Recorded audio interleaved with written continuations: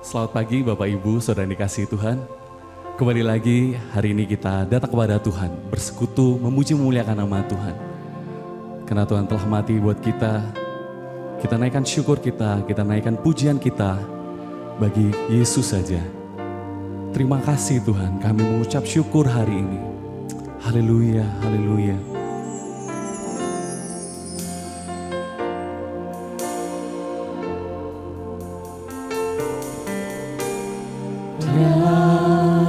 Yesus telah mati bagiku, Dia Tuhan selamatkan jiwaku. Bagi Dia pujianku, tak dapat ku balas kasih-Nya.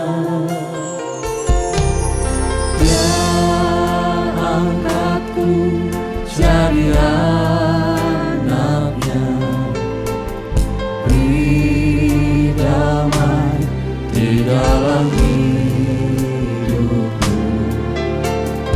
Bagi Dia sebabku, hanya Dia segalanya bagiku.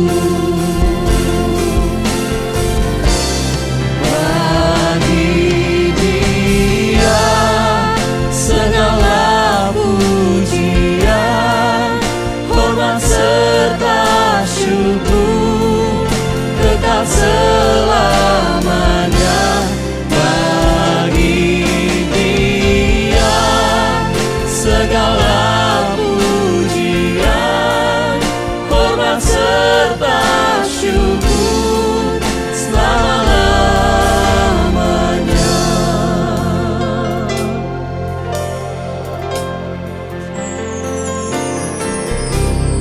Dia Yesus telah mati bagiku, Dia Tuhan selamatkan jiwaku. Bagi Dia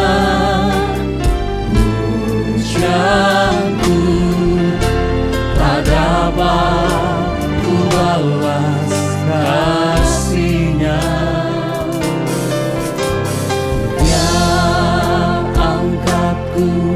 Jadi anaknya, beri damai di dalam hidupku.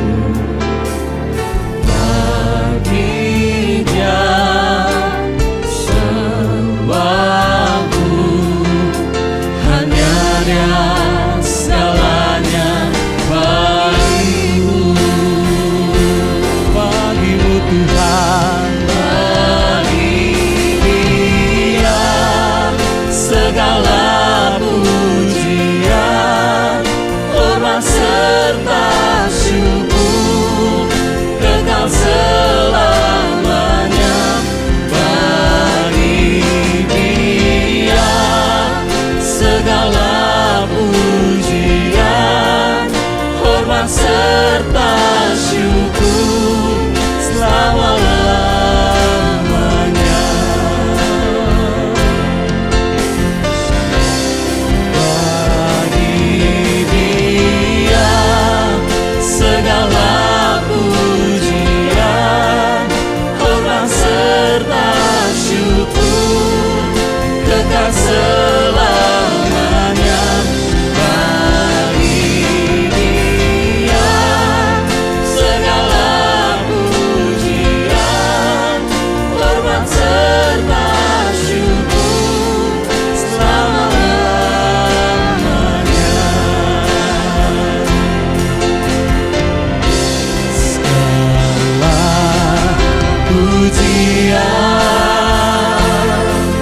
dan kemuliaan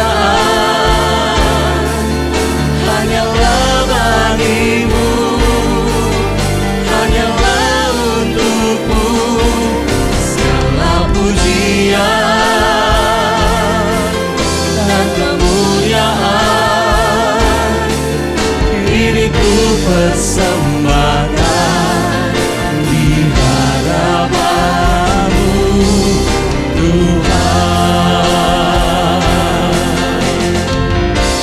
Segala pujian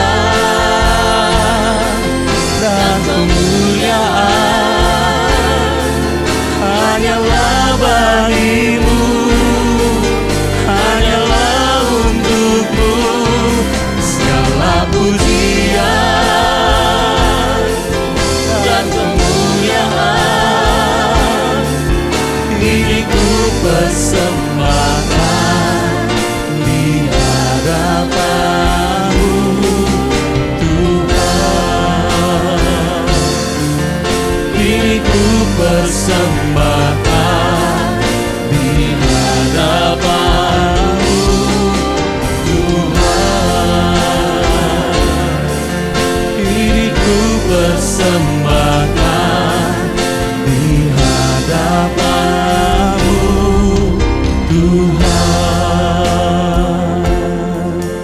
Segala pujian, segala hormat, segala kemuliaan hanya bagi-Mu, Yesus. Kau yang layak disembah, Kau yang layak dipuji, hanya Yesus Tuhan. Haleluya, haleluya. Segala pujian hormat bagi-Mu, Yesus. Terima kasih Bapak. Pagi hari ini kami mau mempersiapkan hati kami untuk kami boleh mendengarkan firman-Mu, Tuhan. Kiranya Kau yang pimpin hamba-Mu yang akan menyampaikan, Kau yang pakai mulut lidah hamba-Mu dalam menjadi berkat buat setiap kami para jemaat-Mu. Terima kasih Bapak, kami serahkan pemberitaan firman-Mu dalam tangan-Mu Tuhan Yesus. Di dalam berkat nama Tuhan Yesus Kristus. Haleluya. Amin. Shalom saudara. Di nama Tuhan saya mengucap syukur kepada Tuhan. Saya terima kasih Mas Yosua. Saya padahal ngomong sama Mas Yosua, tolong dong ambilin gambar roda. Saya bilang gitu karena saya perlu gambar itu. Soalnya kalau mau bawa roda beneran ambil dari mana, saya nggak ini dan biasanya berat gitu. Gampang Bu Esther, nanti saya cariin rodanya. Beneran dapat roda dan kecil lagi, jadi gampang buat saya angkat-angkat. Nah, saudara, kita lihat di sini ada roda. Di roda ini ada as dan di sini ada jeruji-jeruji. Sekarang saya tanya, kalau jerujinya putus, entah satu, entah dua, entah tiga lah putus jerujinya. Saya tanya, ini roda masih bisa gelinding apa enggak? Masih bisa jalan apa enggak? Bisa. Tapi kalau asnya yang copot, kira-kira bisa gelinding apa enggak? Kalau asnya yang copot, kira-kira masih bisa gelinding apa enggak? Enggak bisa.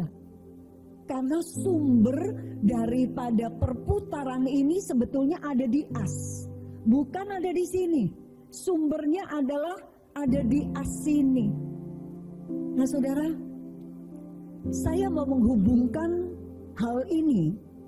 Saya mau menghubungkan mengenai roda, jeruji, dan as ini dengan satu ayat yang sangat terkenal. Dan saya yakin banyak di antara kita udah hafal ayat itu. Tapi bisa jadi kita salah di dalam menafsirkan ayat itu. Ya. Yuk, mari sekarang sama-sama kita membuka di dalam Matius 6 ayat yang ke-33. Matius 6 ayat yang ke-33. Demikian firman Tuhan. Tetapi carilah dahulu kerajaan Allah dan kebenarannya, maka semuanya itu akan ditambahkan kepadamu. Matius 6:33 bicara mengenai ini dan kita semua, saya yakin kita semua tahu ayat ini.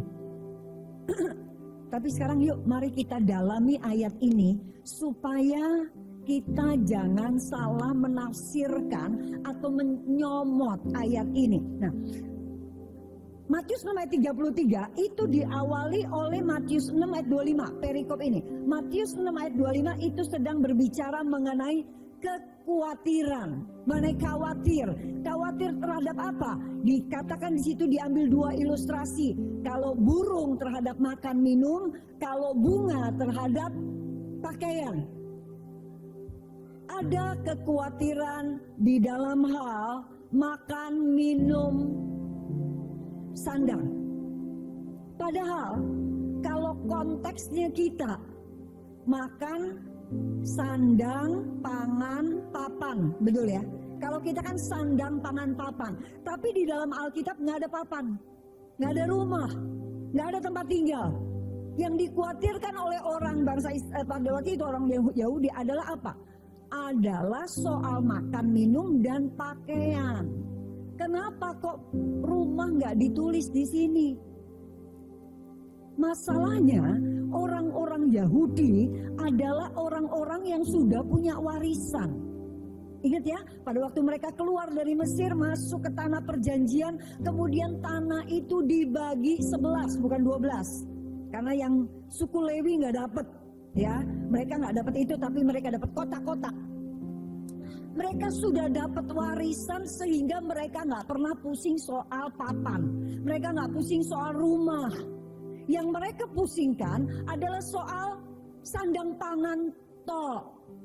Tapi ayat ini sedang berbicara mengenai kebutuhan jasmani kita. Silakan saudara sebut kebutuhan jasmani saudara apa, dan ayat ini sampai hari ini untuk saudara semua. Nah, kemudian di ayat yang ke-32 di situ dikatakan semuanya ini, maksudnya sandang pangan, semuanya ini dicari oleh bangsa-bangsa yang tidak mengenal Allah. Tetapi tidak demikian dengan kalian. Tidak demikian dengan kita semua. Karena kita adalah orang-orang yang mengenal Allah. Lah, terus kalau seandainya kita nggak boleh cari sandang, pangan, papan, and sebagainya, kebutuhan jasmani kita sekarang, terus yang kita cari apaan? Dan ayat 33 bicara, carilah dahulu kerajaan Allah dan kebenarannya, maka semuanya itu akan ditambahkan kepadamu. Kenapa kok bangsa-bangsa terus mencari sandang pangan, sandang pangan, sandang pangan? Kalau sekarang sandang pangan papan, sandang pangan papan, tambahin apa lagi?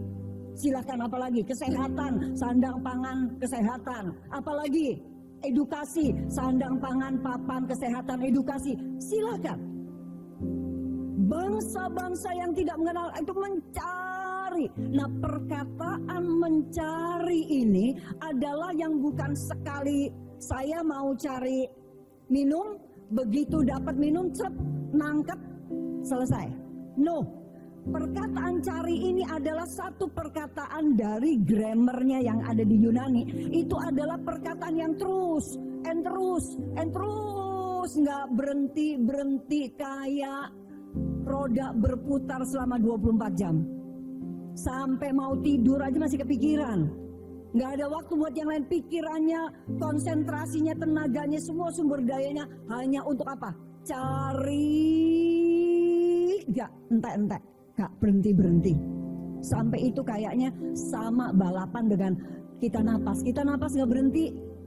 Pencarian bangsa-bangsa kepada hal-hal seperti itu juga nggak berhenti-berhenti.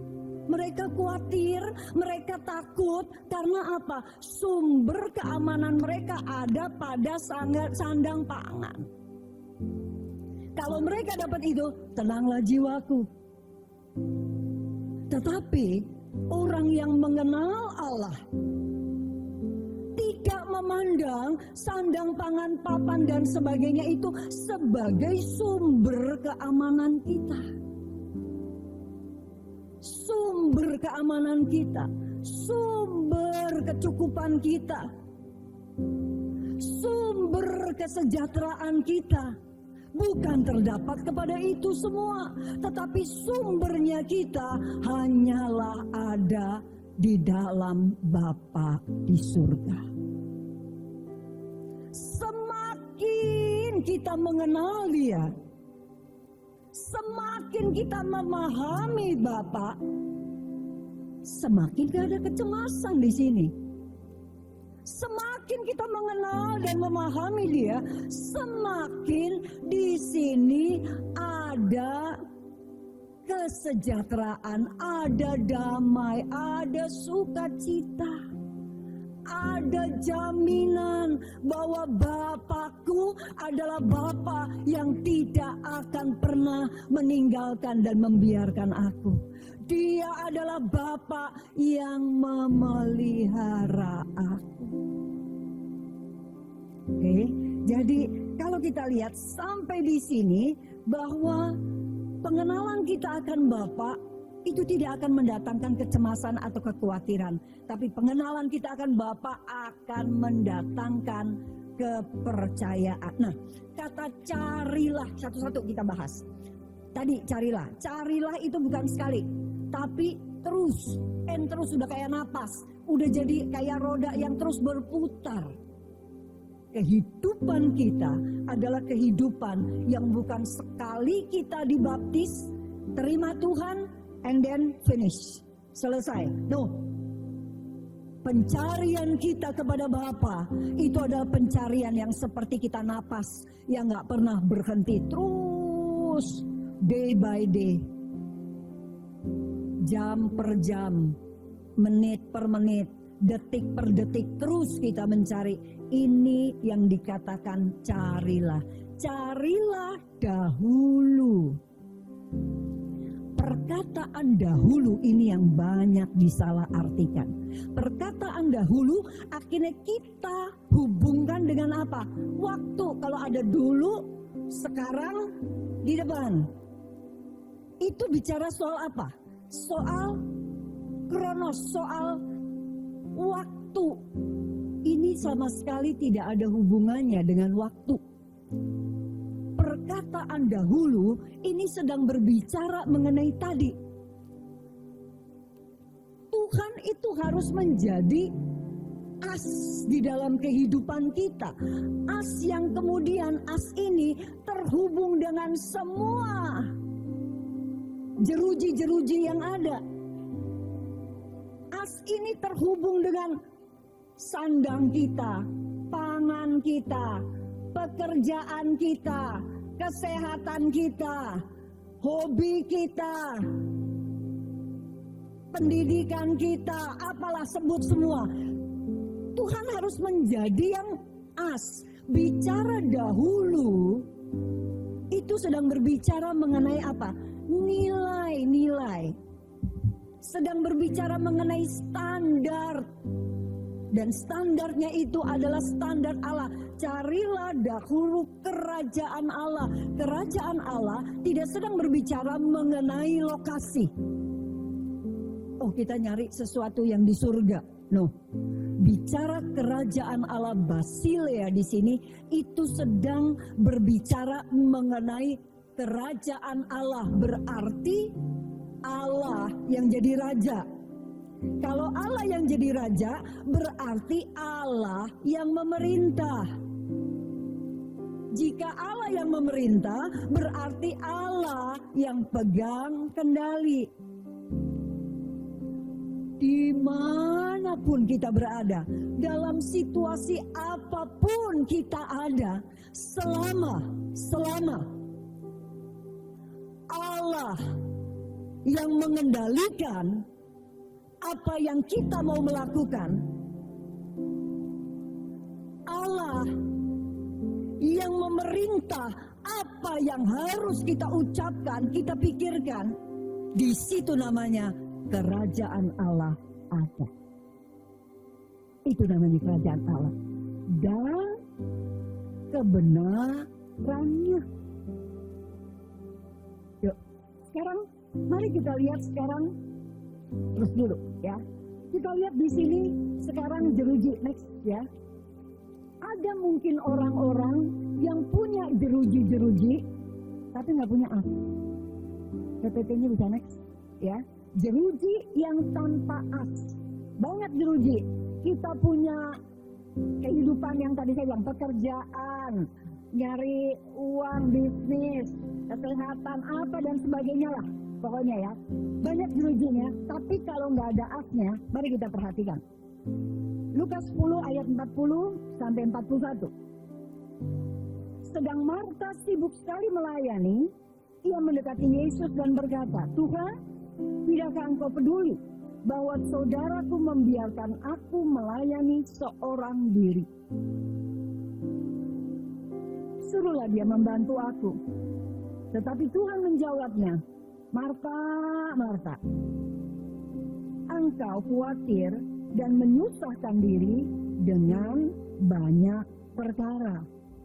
Perhatikan, ada banyak perkara yang dilakukan oleh Marta, dan itu benar, nggak salah. Yang dilakukan Marta baik, bukannya buruk. Marta menerima Yesus, nawarin diri dengan mengatakan, "Yesus, ayo datang aja di rumahku. Kalau mau ngajar silakan ngajar aja di rumahku. Nanti aku beresin rumahnya." Oke, dia butuh tempat yang lebih besar dari cuma sekedar kayak ruang yang diatur ruang tamu. Udah semua dipinggir-pinggirin, kerja tuh ya. Itu kerja. Semua dipinggir-pinggirin. Mungkin kita kalau ngadain komsel di rumah, ya, ngadain persekutuan di rumah, mungkin kita juga minggir-minggirin barang-barang apa supaya bisa los dan orang-orang bisa ada di situ. Apakah itu jelek? Tidak, itu bagus. Itu oke. Kemudian Marta nggak cuma ya udah biarin aja dia duduk di situ. Tapi Marta juga berpikir, dia pasti mereka tuh perlu makan. Sehingga Marta inisiatif. Dia pergi ke pasar belanja, itu kerja loh. Dia belanja, dia juga mikir masak apa ya besok. Karena begitu banyak variasi masakan, dan dia harus berpikir masakan apa yang saya mau masak untuk saya sajikan kepada Yesus bersama dengan rombongan.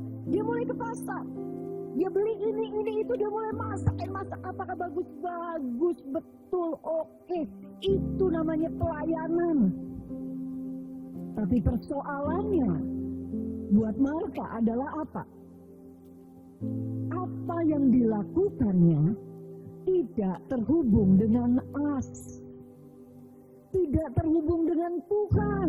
Karena Tuhan ini adalah pusat dari semua item kehidupan kita, dari semua segmen kehidupan kita, dari semua divisi-divisi yang ada di dalam kehidupan kita. Marta cuma punya jeruji, tapi nggak punya ini. Akhirnya lihat, kalau jerujinya tidak terhubung dengan as, apa yang akan terjadi? Dia akan tabrakan satu dengan yang lain, betul?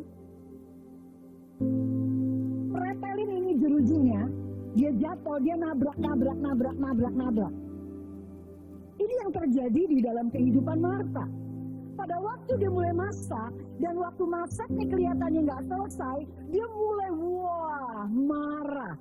Yang tadinya dia mau melayani Yesus, sekarang dia suruh Yesus untuk melayani dia dengan mengatakan, "Tidakkah kamu tahu aku ini sibuk? Suruh dong dia." Nah, Yesus tuh lagi ngajar. Ibaratnya gini, ketemu pirang perkara, aku lagi ngajar, lihat kok aku disuruh untuk ngomong, Maria, ayo udah, sana kamu pergi ke belakang, bantuin itu saudaramu si Marta. Dia lagi ngajar, diinterupsi, cuma soal urusan perkara masak gitu. Ya orang Jawa ngomong apa tuh, Mon? Beneran seperti itu. Perhatikan, begitu asnya hilang, maka yang terjadi adalah tabrakan satu dengan yang lain. Dan akhirnya apa yang terjadi? Orang yang tidak memiliki poros, Tuhan, maka hidupnya itu akan dipenuhi dengan kelelahan. Capek, aduh ngurusin ini, itu, bentrok sana, bentrok sini, capek, luka. Hatinya terluka karena apa? Rasanya nggak pernah beres segala sesuatu, nggak ada damai, nggak ada joy di sini, nggak ada. Yang ada cuma ada gesekan satu dengan yang lain. Tuh seandainya ini nggak ada pelayanan, aku bisa gini. Tuh seandainya aku nggak punya anak, ya aku bisa pelayanan. Tuh seandainya aku nggak kerja begini, nggak lembur, aku bisa. Jadi isinya cuma tabrakan, dan tabrakan. Itu yang dialami oleh Marta, karena tidak memiliki as. Sibuk, capek, lelah, tercabik-cabik, luka hatinya. Nah, ini bahayanya kalau kita memiliki kehidupan yang seperti ini, yang cuma kerjaan ini dan selesai, dan tidak menghubungkan itu dengan kerajaan Allah. Nah, sekarang kita lihat next ya, as yang menggerakkan semua jeruji ini. Ya, kita lihat dari Maria, Lukas 10 ayat 42. Tetapi hanya satu saja yang perlu. Maria telah memilih bagian yang terbaik yang tidak akan diambil daripadanya. Maria duduk bukan karena dia malas. Dia duduk di bawah kaki Yesus karena dia tahu ada satu pusat. Ada satu pusat, yaitu Yesus. Yang apa? Yaitu Tuhan. Yang apa? Yaitu Bapa. Yang apa? Yang akan menggerakkan dan menyelaraskan seluruh jeruji yang ada. Perhatikan, kalau asnya Tuhan dan terhubung dengan semua, jadi waktu dia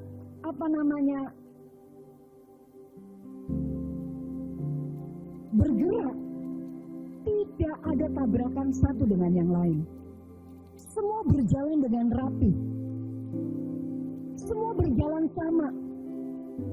Tidak tergantikan satu dengan yang lain. Jeruji ini, ya udah nggak usah. Jeruji yang ini buang dulu. Ini yang nggak ada. Semua bergerak bersama dan tidak ada tabrakan. Apa yang bisa membuat seperti ini? Tuhan. Karena Tuhanlah yang akan menggerakkan itu dan akan menyelaraskan semua itu. Jadi sekali lagi, pada waktu kita tunduk takluk di bawah pimpinan Tuhan, apa yang terjadi? Ya ini, semuanya menjadi selaras. Kebenarannya, carilah dahulu kerajaan Allah dan kebenarannya. Kata kebenaran di sini itu bukan kebenarannya kita, bukan. Tapi itu sedang berbicara mengenai apa? Nilai-nilainya Tuhan. Sedang berbicara mengenai karakternya Tuhan seperti apa. Sedang berbicara mengenai apa yang menjadi standarnya Tuhan. Apa yang menjadi kebenarannya Tuhan. Dan bukan kebenarannya kita. Ini resikonya kalau orang punya pandangan begini. Nomor satu Tuhan. Nomor dua apa? Kalau ada nomor satu berarti ada nomor dua. Ada nomor tiga, ada nomor empat. Kalau nomor satu Tuhan, nomor dua apa? Keluarga.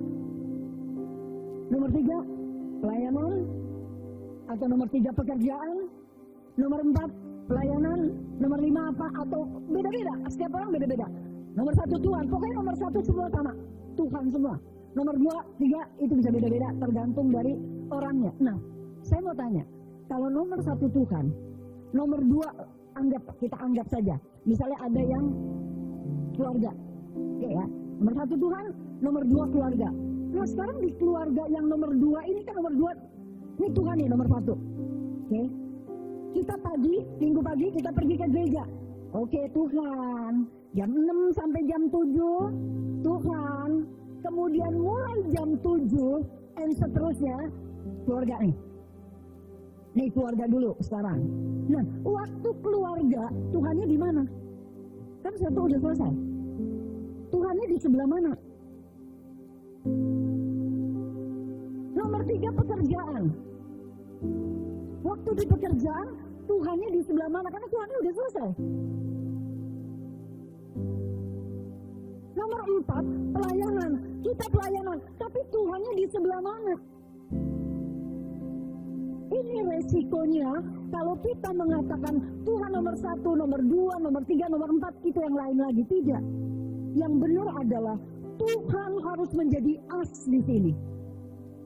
Waktu kita bicara soal pekerjaan ini tersambung dengan Tuhan. Tersambung dengan kerajaan Allah dan kebenarannya. Waktu kita bicara soal keluarga sedang tersambung dengan as. Waktu kita bicara soal keuangan sedang tersambung dengan as. Semua sedang tersambung dengan kerajaan Allah dan kebenarannya. Sehingga orang yang mencari dahulu kerajaan Allah dan kebenarannya adalah orang yang bukan bertanya mengenai, oke, saya berarti sekarang harus ke gereja dulu. Setelah ke gereja, dadah Tuhan, ini free time, ini waktu bebas, aku boleh ngapain aja, yang penting aku udah gak punya utang, jam 6 sampai jam 7 aku udah ke gereja. Enggak begitu. Itu orang yang bikin urutan kayak antrian. Tuhan nomor 1 dan yang nomor 2 tuh kayak antrian. Tapi yang namanya Tuhan menjadi as dalam kehidupan kita, itu berarti adalah Tuhan, apa yang Tuhan mau dengan hidupku? Apa yang Tuhan mau? Bagaimana aku memiliki hubungan dengan pasangan hidup? Bagaimana aku membesarkan anak? Tuhan, bagaimana aku membesarkan anak? Tuhan, gimana aku cari uang? Tuhan, gimana dengan keuanganku yang ada? Tuhan, gimana dengan hobiku? Tuhan. Itu yang namanya cari dahulu kerajaan Allah dan kebenarannya. Dan semua standarnya sama, nggak beda-beda. Di dalam I love you sama si pasangan kita, di luar juga I love you dengan pasangan kita. Kalau as, sehingga walaupun ada pertemuan reuni, yang katanya kalau reuni ada CLBK, cinta lama bersemi kembali, itu nggak ada tuh rumusnya di dalam kalau Tuhan ini adalah as dalam kehidupan kita. Karena apa? Kita tahu apa yang Tuhan mau. Dan Tuhan sekarang yang sedang berdaulat, Tuhan yang sedang memerintah kehidupan kita. Amin. Nah, carilah dahulu kerajaan Allah dan kebenarannya, maka semuanya akan ditambahkan. Yuk, sekarang kita cek sekarang. Apa yang akan ditambahkan? Ditambahkan ini bukan barter. Ditambahkan ini bukan transaksi, oke? Cari dahulu kerajaan Allah dan kebenaran. Oke, saya ke gereja. Oke, saya baca Alkitab. Oke, saya ikut persekutuan doa. Oke, saya ikut pendalaman Alkitab. Oke, saya akan begini. Nah, Tuhan, lihat ya. Aku udah lakukan ya. Aku udah cari dulu kerajaan Allah dan kebenarannya. Haleluya. Semuanya akan ditambahkan kepadaku. Berarti Tuhan, tunggu. Boleh nggak Tuhan? Kemarin tuh aku pelayanan ya, kemarin tuh aku ikut pendalaman Alkitab ya, kemarin tuh aku buka rumahku buat ini ya, buat buat ponsel, kemarin itu aku ini. Tuhan boleh nggak ganti sama mobil? mobilku dijelek nih Tuhan, ganti sama mobil yang bagus ya Tuhan. Kan Tuhan bilang semuanya akan ditambahkan. Nah ini mobil kan kebutuhan nih Tuhan. Apakah seperti itu? Kalau begitu namanya barter. Kata ditambahkan, yang menambahkan itu adalah Tuhan. Dan tetap di bawah kedaulatan Tuhan. Bukan, oke ini Esther buat kamu, setelah itu saya dapat ditambahkan kepada saya bebas mau ngapain aja dengan apa yang Tuhan kasih buat saya. No, nggak begitu.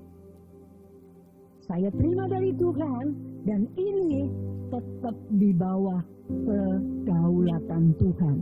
Tetap Tuhan yang menjadi penguasa dari apa yang Tuhan tambahkan buat kita. Ya, yuk next. Saya udah keburu baca, maka semuanya itu akan ditambahkan ya buat kita. Nah, saudara, sekarang kata ditambahkan ini jadi maksudnya sebetulnya apa sih? Ini nggak bicara soal kalkulatoran ya, enggak ya. Bicara soal, oke, saya kasih ini, Tuhan kasih ini. Kalau Tuhan belum kasih berarti Tuhan punya utang loh ya, tak catat nih Tuhan utangnya ya. Atau, jangan-jangan aku kurang kali ini ya. Kayaknya kurang mencapai target sehingga belum ada yang dikembaliin nih sama aku. Wah, aku pelayanan lagi supaya dikembaliin. Kalau begitu, berarti kita tidak sedang mencari kerajaan Allah dan kebenarannya. Yang kita cari adalah apa? Tambahannya. Betul atau enggak? Saya lakukan ini supaya saya dapat ini. Saya pelayanan supaya saya enteng jodoh. Saya kasih uang bukan cuma persepuluhan, tapi 20% aku kasih buat Tuhan supaya Tuhan ngelancarin pembangunan rumah saya. Usaha saya sukses. Ini namanya barter. Ini yang namanya transaksi. Dan ini yang namanya kita tidak sedang mencari kerajaan Allah dan kebenarannya. Tetapi yang kita cari adalah tambahannya. Kalau kita melakukan kerajaan Allah dan kebenarannya itu untuk cari berkat, untuk cari nama, untuk cari validasi, untuk cari kekuasaan, untuk cari tebar pesona, itu namanya kita nggak cari kerajaan Allah, tapi kita sedang dagang, kita sedang transaksi dengan Tuhan. Oke, ya, yuk. Jadi sekarang mari kita melihat yang namanya semuanya akan ditambahkan. Apa sih yang ditambahkan? Tuhan kan mau kita mencari kerajaan Allah dan kebenarannya. Esther, tugas kamu mencari kerajaan Allah dan kebenarannya dengan apa yang ada pada kamu. Setiap kita beda-beda. Ada orang yang dipanggil menjadi pengusaha, ada orang yang dipanggil jadi hamba Tuhan, ada orang yang dipanggil menjadi guru, ada orang yang dipanggil menjadi ibu rumah tangga, ada orang menjadi beda-beda panggilannya. Di dalam setiap panggilan kita, Tuhan mau, yuk cari dahulu kerajaan Allah dan kebenarannya.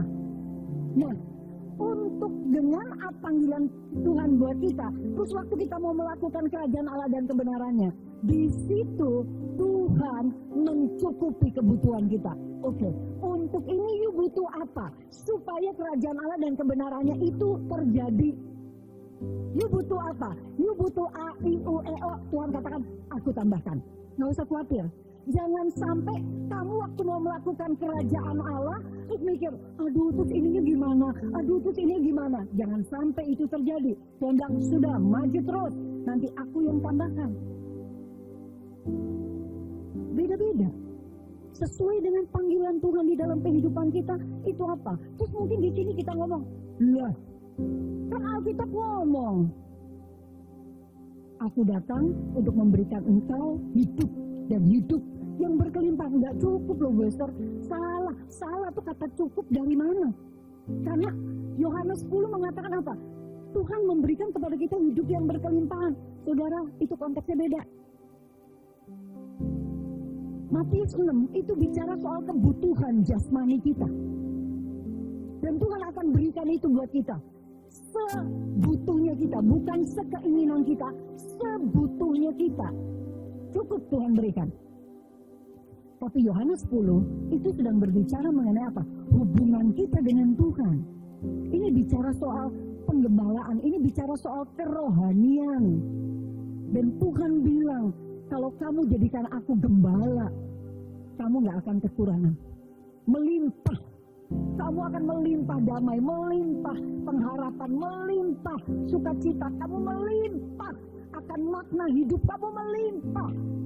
Kedekatan kamu dengan aku, itu maksudnya adalah aku datang untuk memberikan kau hidup dan hidup yang berkelimpahan. Jadi ukurannya ya, sebelumnya coba PPT sebelumnya. Jadi ukurannya itu ditentukan oleh Bapa, bukan oleh kita, ya. Berdasarkan kebutuhan dan panggilan kita, bukan oleh kita berdasarkan keinginan atau standar kesuksesan kita, bukan. Salah besar. Sesuai dengan apa yang Bapak mau, tapi Bapak make sure you lakukan saja, nanti aku tambahkan. Tapi jangan salah ya. Kalau Tuhan bicara, oke, kalau begitu aku malas-malasan aja. No, Alkitab juga bilang kalau kamu nggak kerja nggak usah makan, betul kan? Jadi jangan salah. Bicara cari kerajaan Allah tuh bukan melulu bicara soal kita ke gereja, ya itu cari kerajaan Allah. Tapi soal kita hidup benar, kita soal hidup mempermuliakan Tuhan dengan pekerjaan kita. Itu juga kita sedang apa? Mencari kerajaan Allah. Karena apa? Kalau kita jadi orang yang terus nggak beres, bagaimana kemuliaan Allah? Bagaimana orang akan melihat, oh orang ini luar biasa? Nggak ada. Jadi mari kita jangan asal comot. Dan pada akhirnya, ya, next. Pada akhirnya adalah apa? Cari dahulu kerajaan Allah dan kebenarannya. Bukan sebagai yang pertama dalam antrian, tetapi sebagai dari segala aspek kehidupan kita. Kita akan tundukkan kepala.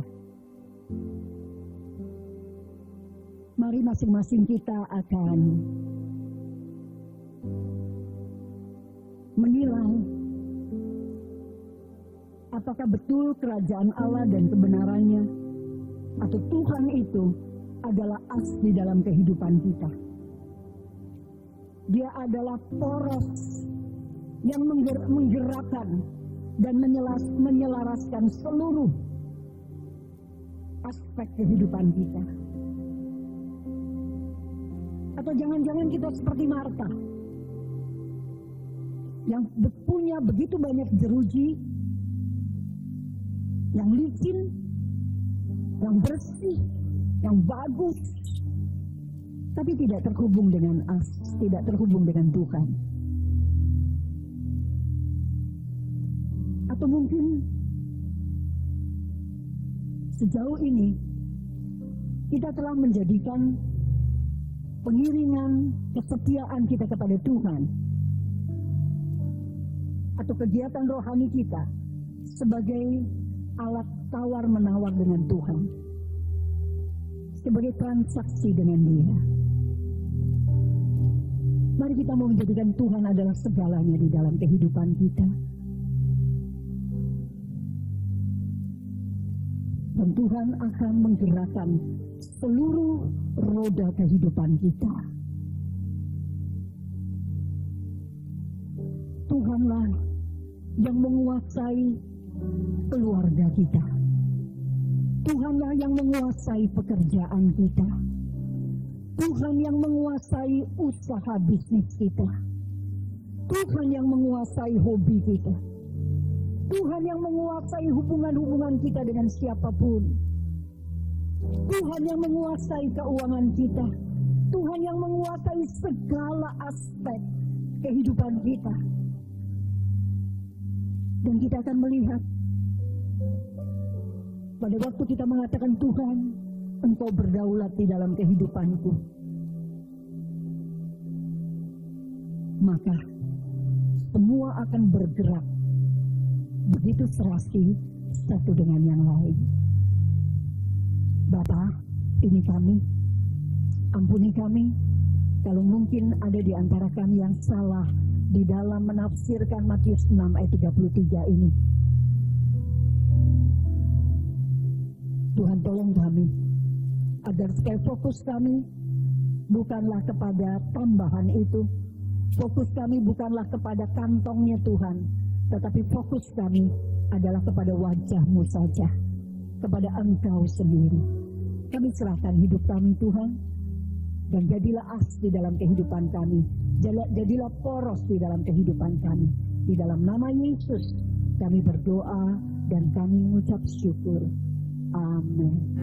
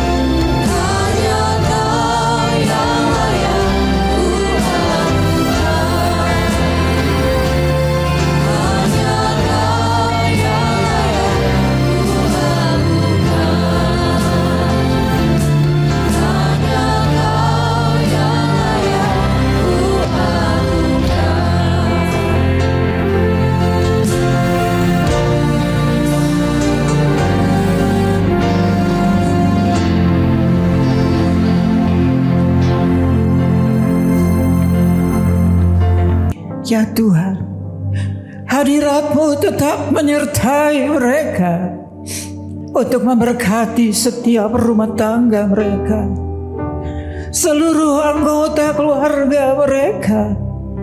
Berkatilah usaha dan mata pencaharian umat-Mu.